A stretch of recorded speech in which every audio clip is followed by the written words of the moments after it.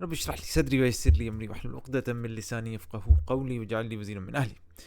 اس معجزے کی مثال میں آپ دیکھیں گے قرآن کا کہانی بیان کرنے کا انداز اور کیا کیا تفاصیل بیان کرنی ہے اور کدھر بیان کرنی ہے، اس کے اندر میں آپ کو اس کی مثال دکھانے لگا ہوں 2 آیات سے۔ قیامت کا دن ہے اور یہ پہلی جو مثال ہے میں آپ کے سامنے رکھنے لگا ہوں وہ ہے سورہ اسراء سے، اور سورہ اسراء کی آیت نمبر 71۔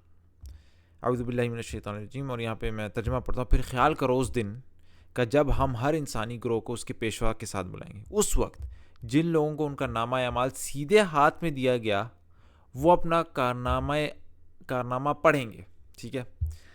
اب یہاں پہ جن لوگوں کو نامہ اعمال دیا جا رہا ہے وہ کیا کر رہے ہیں اس کے ساتھ؟ وہ اس کو پڑھ رہے ہیں، خود پڑھ رہے ہیں۔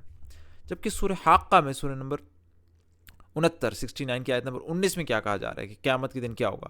اس وقت جس کا نامہ اعمال اس کے سیدھے ہاتھ میں دیا جائے گا، یہاں پہ بھی سیدھے ہاتھ میں دیا گیا، وہ کیا کریں گے اس کے ساتھ؟ وہ کہے گا لو دیکھو پڑھو میرا نامہ اعمال۔ سورہ اسراء میں وہ خود پڑھ رہا تھا، اپنا کارنامہ اعمال پڑھیں گے، وہ خود پڑھ رہے ہوں گے۔ جبکہ سورہ حاقہ میں اللہ تعالیٰ کیا مطلب نریشن سٹوری جو بیان کر رہے ہیں قیامت کی دن، اس میں کہہ رہے ہیں کہو، وہ دوسروں کو کہے گا لو دیکھو پڑھو میرا، دوسروں کو کہہ رہا ہے پڑھنے کو، جبکہ سورہ اسراء میں خود پڑھ رہا ہے۔ تو یہ انداز بیان ہم صرف لغت اور لغوی اعتبار سے دیکھیں گے کتنا خوبصورت ہے اپنے سیاق و سباق میں۔ اب آپ دیکھیں جہاں پہ کہا جا رہا ہے کارنامہ اعمال وہ خود پڑھ رہا ہے، یعنی خود اس کے اندر قابلیت ہے نا پڑھنے کی، آنکھیں اللہ نے دی ہوئی ہیں تو پڑھ رہا ہے، ٹھیک ہے، پڑھ سکتا ہے اس لیے پڑھ رہا ہے، ٹھیک ہے۔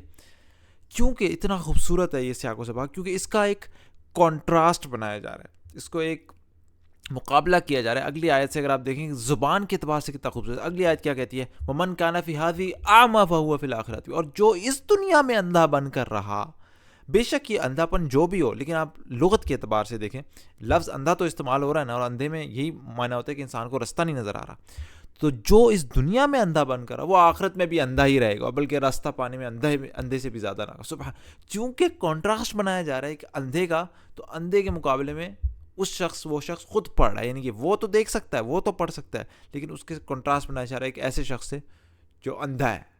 ظاہری بات ہے ہمیں اندھے سے ذہن میں بات آتی ہے خود وہ پڑھ نہیں سکتا پڑھنے قابل، جبکہ جس کو نامہ اعمال سیدھے ہاتھ میں دیا جا رہا ہے وہ پڑھ سکتا ہے۔ سبحان اللہ، اس کی خوشحالی کہ وہ اپنا نامہ اعمال پڑھ سکتا ہے، اس کے مقابلے میں اندھے لوگ۔ سبحان اللہ، ایک کانٹراسٹ بنایا گیا۔ جبکہ سورہ حاقہ میں جہاں اسے کہا جا رہا ہے لو دیکھو دوسروں کو دکھا رہا ہے، خود نہیں پڑھ رہا، یہاں پہ اندھے کی بات نہیں ہے، یہاں پہ کانٹراسٹ اصل میں سیاق و سباق کس چیز کا ہے؟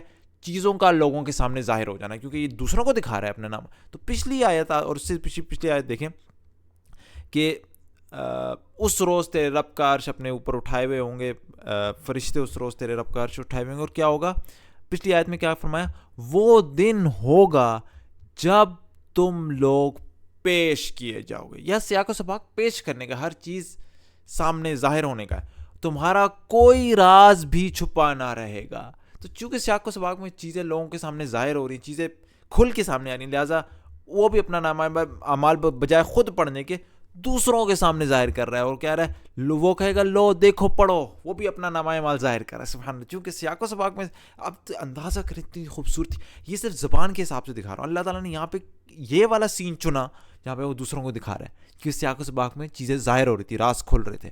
جبکہ سورہ اسراء میں ایک اندھے سے مقابلہ کیا جاتا ہے، ایک اندھے کی بات ہو رہی جو یا دنیا میں بھی اندھا وہ آخرت میں بھی اندھا، تو اس کے مقابلے میں ایک ایسا شخص جو خود پڑھ سکتا ہے۔ سبحان اللہ، کتنا خوبصورت لغت کے اعتبار سے قرآن نے سین چنا، آخرت کا جو سین چلانا تھا ہمارے سامنے۔ سبحان اللہ، کیا اتنی خوبصورت زبان، آپ اندازہ کریں ایک ایک لفظ کیسے، ایک ایک کہانی کا یعنی کہ سٹوری لائن کس طریقے سے اللہ نے قرآن میں چنی ہوئی ہے۔ سبحان اللہ، اللہ تعالیٰ یقین ہے ہمیں قرآن پر کہ اللہ کا کلام ہے۔ سبحانک اللہم و بحمدک، اشہد ان لا الہ الا انت، استغفرک و اتوب الیک۔